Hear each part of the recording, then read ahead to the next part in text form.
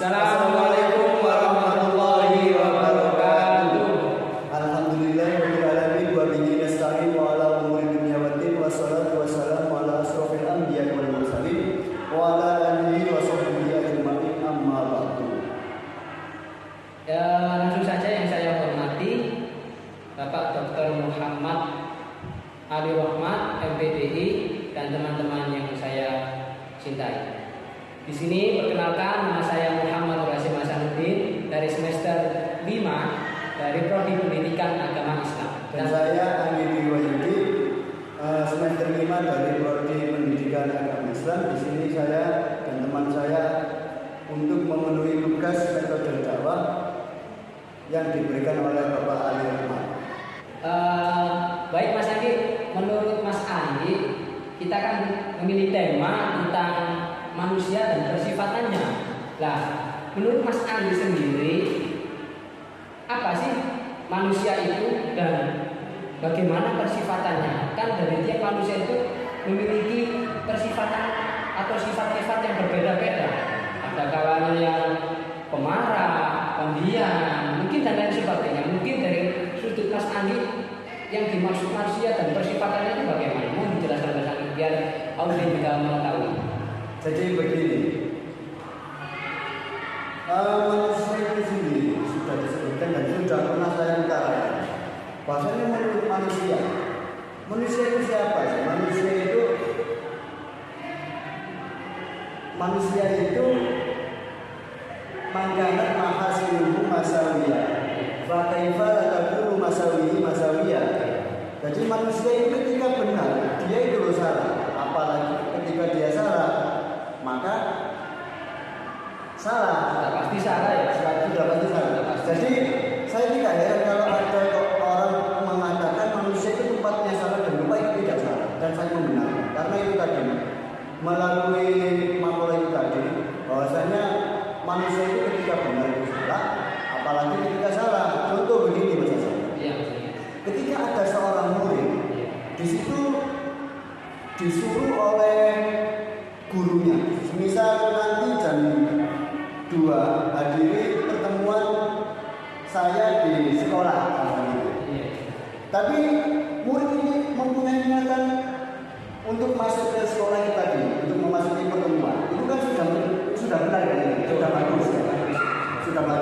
Akan tetapi murid ini tadi datang ke sekolah tidak tepat waktu, bukan salah. Jadi itu yang dimaksud manusia itu sebenarnya itu benar, tapi salah apalagi benar. Maaf Mas Andi, salah. Iya, maaf, saya foto ya dari pembicaraan yang sampai sampaikan tadi, bahwasanya murid ketika hadir tepat waktu itu benar, tetapi ketika murid itu datang terlambat itu salah. Tapi terkadang gini Mas Andi, contohnya sekarang ini yang saya ketahui, murid walaupun dia tepat waktu, datangnya tepat waktu, seperti kalanya anak-anak pada umumnya juga teman-temannya. Contoh, dia datang tepat waktu, habis itu dia itu perutnya sakit di kamar mandi, dan pada waktu itu posisi tidak ada gurunya di dalam tersebut karena belum memulai pelajaran misalnya. Nah, guru tersebut menjustif dan teman-temannya juga sepakat bahwasanya dia pasti akan salah. Tetapi realitanya anak tersebut tadi berangkatnya itu awal dan pasti tidak salah dan itu tepat waktu yang dilakukan. Menurut Mas Andi itu masalah semacam itu solusinya bagaimana Mas Andi untuk menghadapi siswa yang semacam itu atau problem yang semacam itu dari sudut Mas Andi? Bisa Jadi murid ini pergi ke kamar mandi. Iya. Begini Mas Hasan. Jadi kalau ada murid seperti itu dan belum ada gurunya, itu masih hilang, maksudnya itu bisa dimaklumi. Iya. Jadi tidak bisa disalahkan. Dan kenapa sih manusia itu tempatnya salah? Jadi ada beberapa tanda yang membuat manusia itu tempatnya salah dan lupa. Itu kalau kata orang Jawa itu babakan bawa songo. Babakan bawa songo itu ada lubang yang ada 9 di anggota tubuh manusia. Itu akan menjadi lambang bahwasanya manusia itu akan setiap lubang itu akan mengeluarkan keburukan atau kejelekan. Itu menjadi lambang kemaksiatan. Kenapa kok 9? Sekarang 1 yang pertama. Lubang 2. Mata berarti 2. Tambah telinga ada 2. Berarti 4. Hidung ada 2 berarti 6. Mulut ada 1 berarti berapa? 7. Yang 2 yang bawah bagian depan dan belakang. Sudah tahu, kalau nggak tahu berdiri. Oke, siap. Berarti jumlah dari ke-9 lubang itu tadi apa maksudnya Mas Anggi? Jadi 9 lubang itu menjadi simbol bahwasanya semakin besar lubang yang ada di babakan Hawa Songo kata orang Jawa itu akan semakin besar, maksudnya itu semakin besar lubang, semakin besar peluang untuk melakukan kemaksiatan. Terus ini Mas Anggi. Oke, siap. Contoh, besar mana? Lubang mulut dan lubang hidung. Kalau menurut logika, pasti anak SD juga bisa. Pasti besaran lubang mulut. Itu yang dimaksud. Semakin besar lubang, semakin besar pula peluang untuk melakukan kemaksiatan. Sekarang ketika Anda maksiat menggunakan mulut, lebih besar mana potensi untuk melakukan maksiat, mulut atau hidung? Menurut saya ya mulut, karena mulut menyangkut beberapa hal juga. Contohnya mulut ketika Anda merasani, itu kan gampang sekali. Merasani terus memaki orang, mengolok-olok, menjustin orang. Jadi mulut itu peluangnya itu sangat besar ketimbang hidung ya.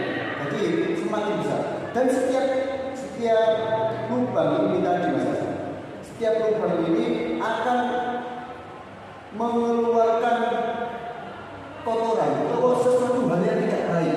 Itu menjadi lambang, salah satu lambang bahwasanya lubang ini memang peluang untuk mengeluarkan maksiat. Baik Mas Anggi, bentar ya, saya mau memotong bicara dari Mas Anggi dan penjelasannya.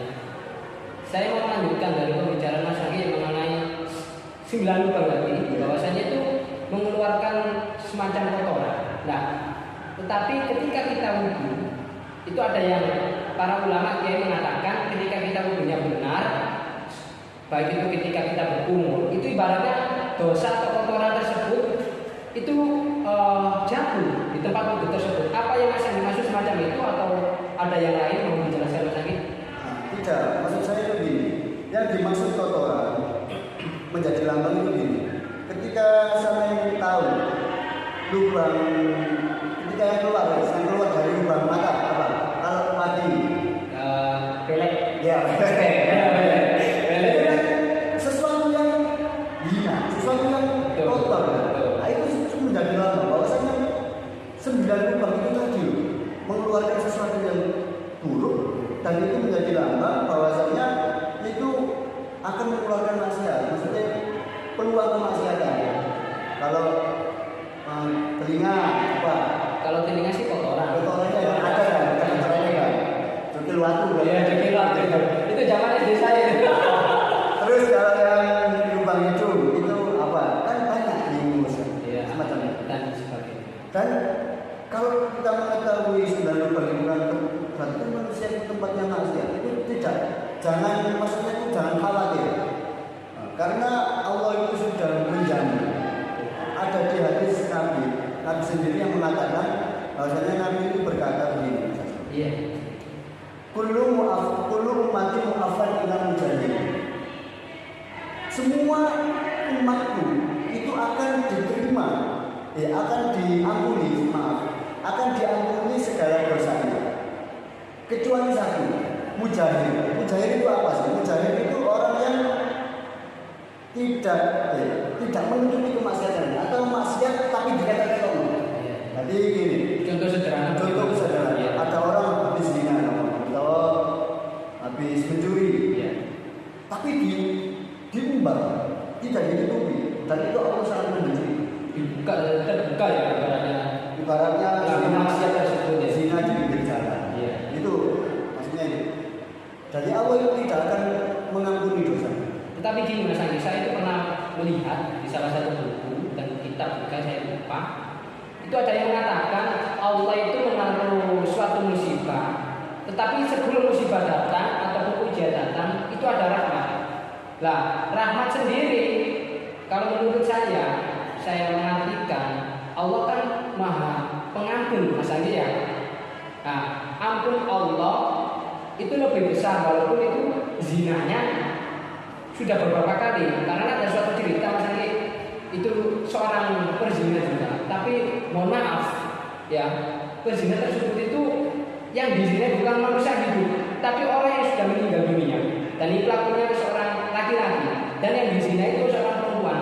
Kurang lebih ada yang mengatakan 99, hampir mau 100. Datanglah seorang pemuda tersebut kepada kiai.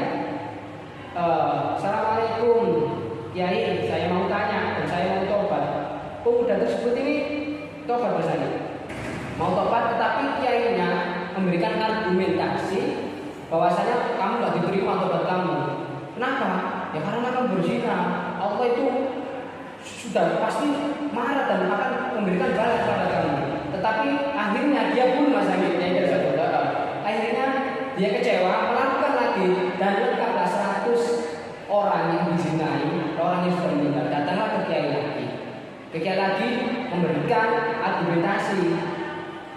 Saya kalau bisa bilang serius, bilang jujur, bisa diburu juga. Nah, itu masalahnya. Terus pemuda tersebut diberikan argumentasi yang semacam itu, Mas.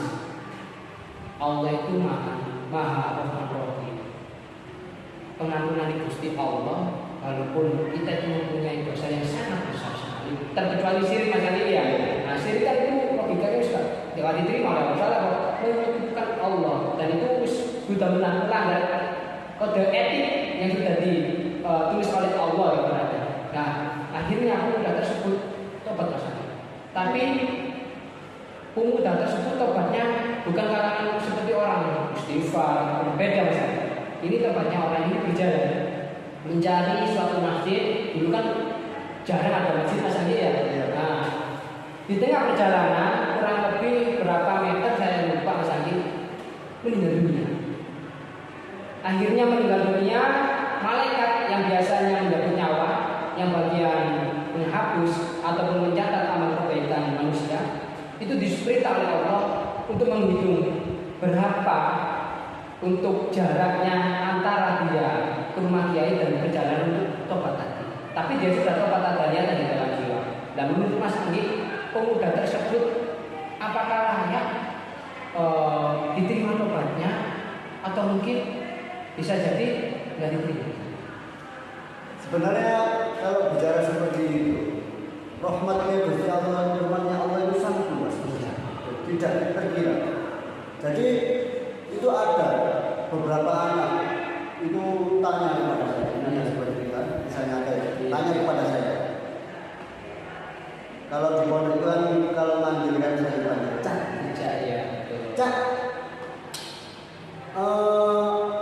Ya apa nih orang wong nang korup apa mendem melakukan kemaksiatan. Cuma itu sholat, apakah diberi? Itu bagaimana Mas Agi? Kalau nggak sujud Mas Agi? Jadi ini saya jawab ini. Kalau kamu berpikiran orang yang bermaksiat itu ngapain sholat atau ngapain beribadah kalau masih melakukan kemungkaran, kemaksiatan itu salah berpikir. Karena menurut saya, menurut para kiai itu begini Mas. Dengan Anda sholat atau dengan Anda beribadah yang diberitakan oleh Allah, itu sudah mengurangi kadar kemungkaran Anda. Jadi sudah mengurangi kemungkaran. Semakin Anda tidak melakukan ibadah karena kemungkaran atau tidak melakukan sholat karena kemungkaran itu tadi, semakin banyak kemungkaran Anda yang akan kita lakukan.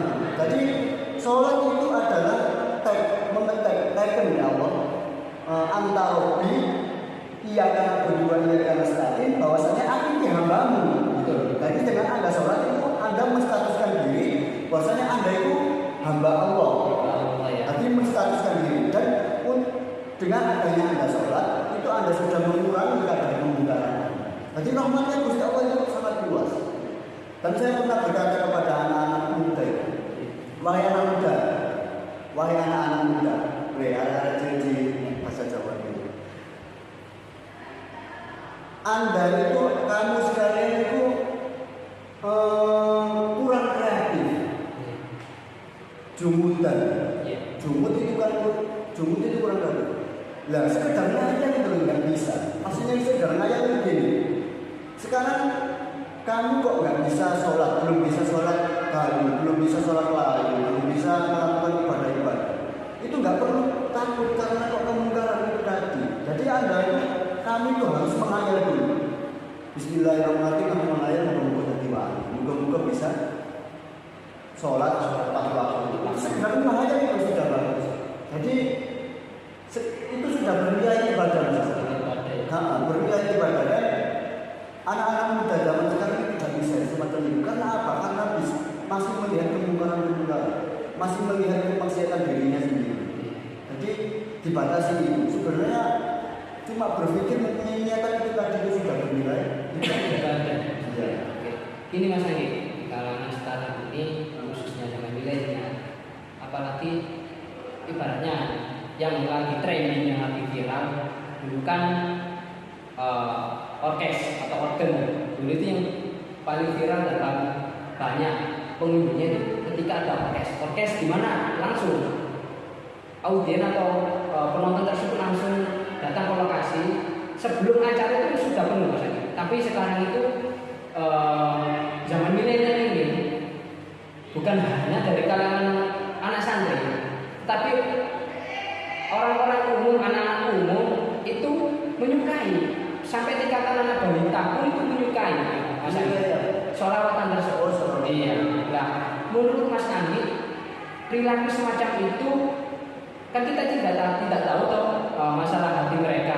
Kan itu masalah sifat toh, yang mana sifat itu berbeda-beda. Entah niatnya datang ke situ benar-benar sholawatan, entah dia datang ke situ hanya sekedar sholawatan, habis itu ada niatan lainnya. Contoh sederhana, lalailah seseorang dan akhirnya dia punya kesempatan untuk ambil hati. Contoh itu sederhana. Nah, menurut Mas Anggi itu perilaku semacam apa Mas Anggi? Apa bisa kita rubah atau ada solusinya? Jadi permasalahannya tadi apa? Inti permasalahannya itu kita bagaimana cara menanggulangi pemuda atau merubah sifat pemuda tersebut benar-benar niat sholawatan, bukan untuk niat yang lain.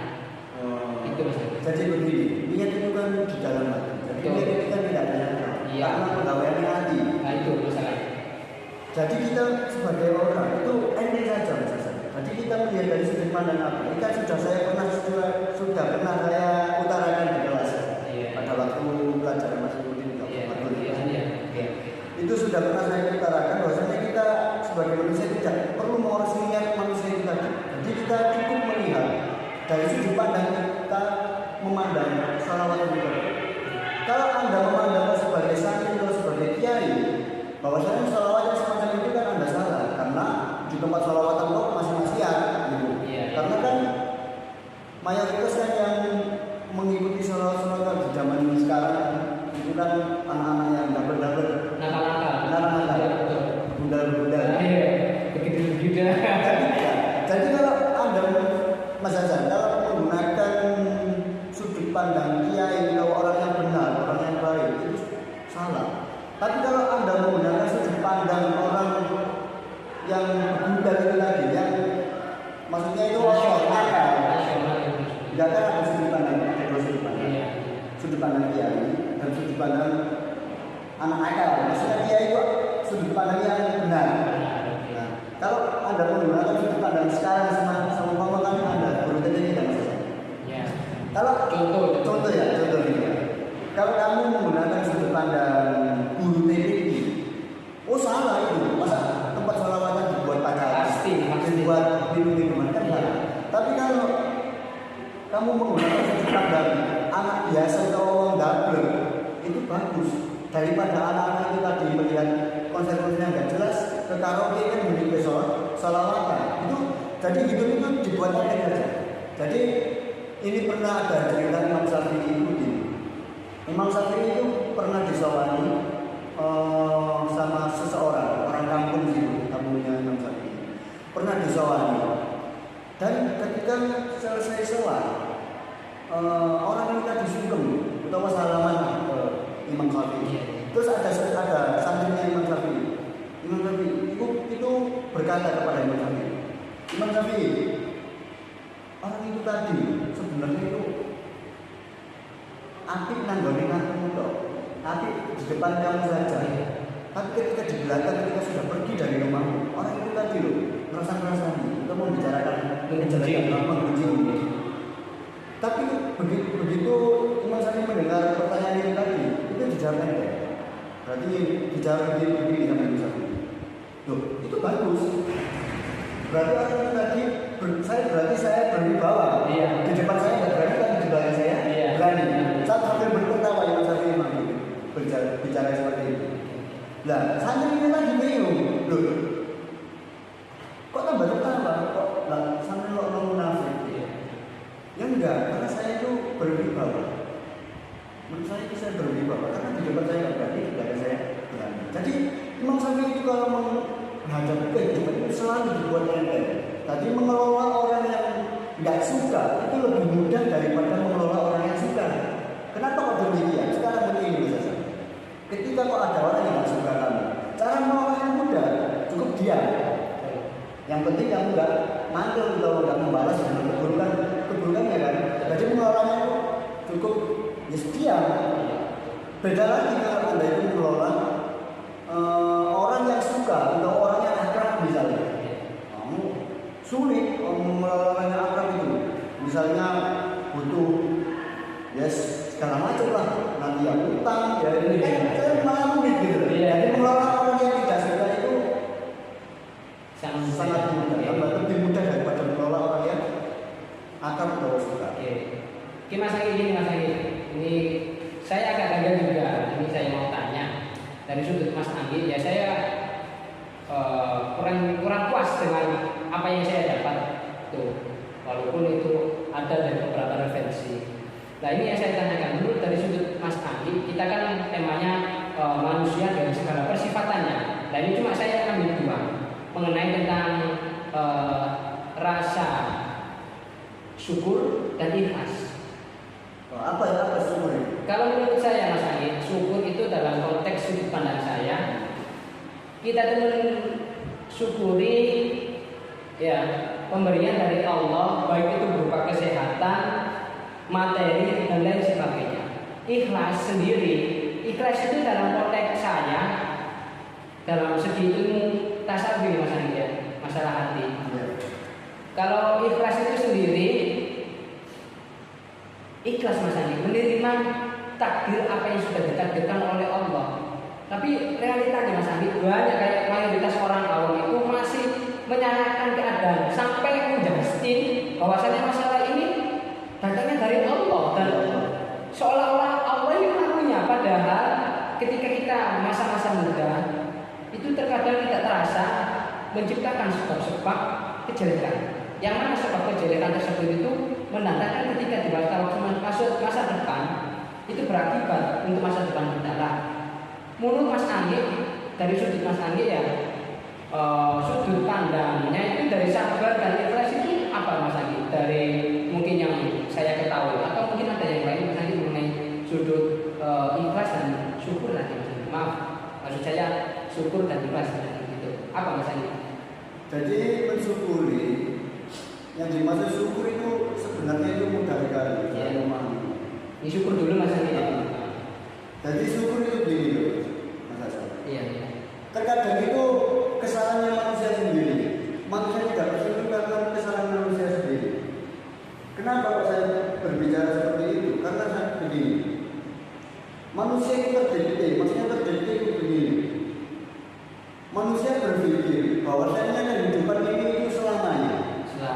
Dan kehidupan ini itu momen untuk mencari kesejahteraan dan mencari karir. Betul. Jadi kadar kesuksesan menurut manusia itu adalah harta yang berlimpah. Iya. Jadi rumah yang bagus. Itu Mas Anggi yang dijadikan tolak ukur sebagai di dunia ini kalangan awal. Nah itu untuk mengubah mindset semacam itu, persifatan semacam itu bagaimana menurut Mas Anggi? Jadi kalau merubah itu tidak bisa, karena merubahnya kan dari diri sendiri. Betul. Jadi itu kan hati. Iya. Bisa kalau kita langsung Kamu harus berubah Mas. Karena berubah itu Itu proses butuh ya. proses dan itu dari hatinya masing-masing. Iya. Kalau Anda mengatakan bagaimana berubahnya ya dari orang itu tadi. Tidak bisa kalau kita yang Tapi ada kiai Mas Anggi ya itu mengatakan kenapa kok kita mengucapkan atau memberikan tentang kebaikan dan itu biasanya hanya sekedar ada di sini akal tak sampai di dalam hati.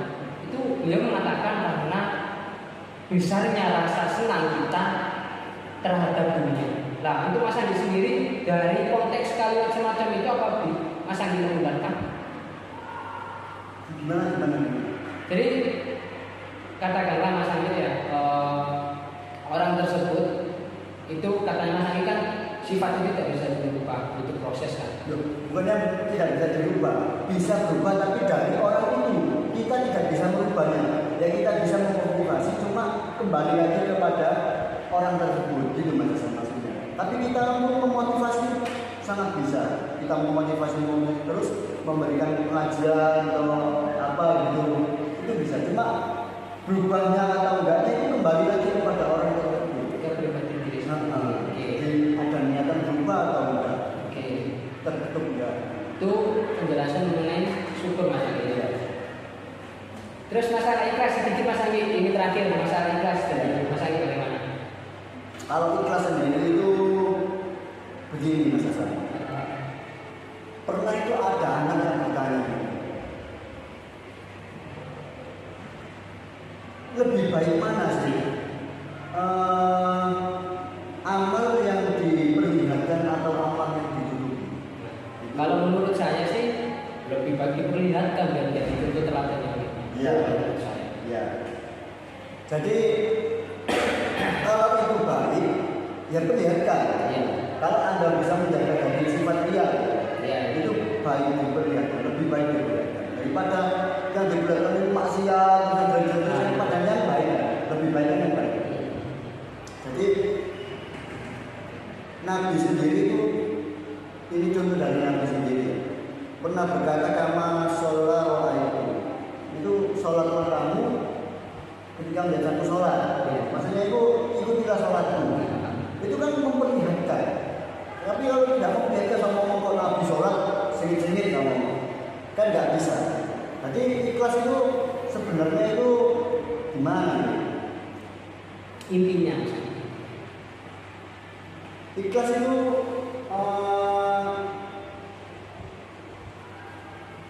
ikhlas itu sulit sebenarnya Mas. Karena kenapa?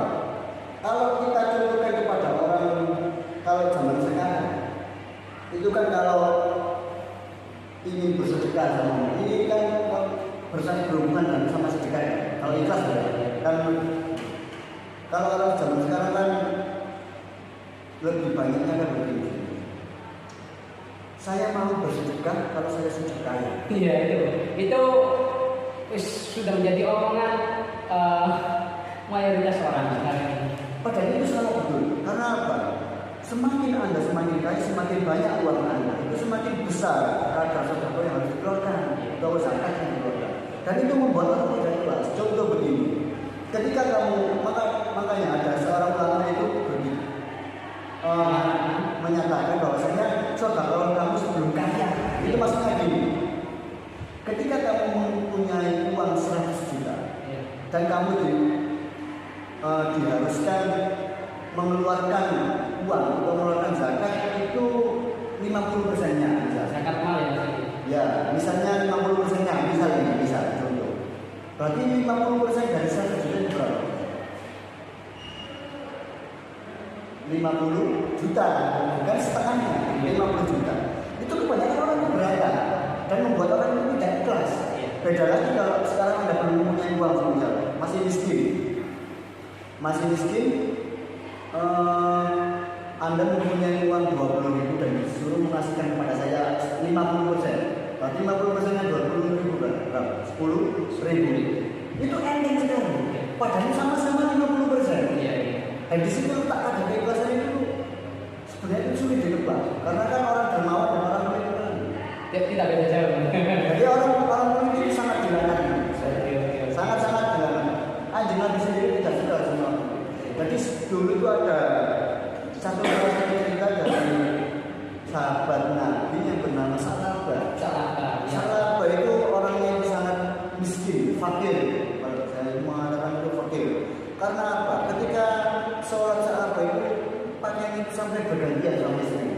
Jadi pada sholat Salabah itu juluki pemuda masjid. Jadi orang yang sering sekali di masjid.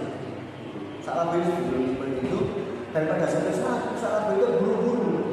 Saat selesai sholat jamaah terburu-buru pulang. Di situ kan Nabi heran. Salabah, kenapa kamu kok terburu-buru pulang? Mohon maaf kanjeng Nabi, ngapunten kanjeng Nabi. Karena pakaian yang saya pakai ini adalah pakaian yang biasa dipakai istri saya. Karena saya tidak punya sama sekali. Terus saat Nabi bicara kepada Sanjang atau ngomong kepada kanjeng Nabi, bahwa saya itu didoakan menjadikan dan tidak susah di saya. Setelah itu kanjeng Nabi itu bicara kepada Salabah, loh, apa enggak salah Salabah?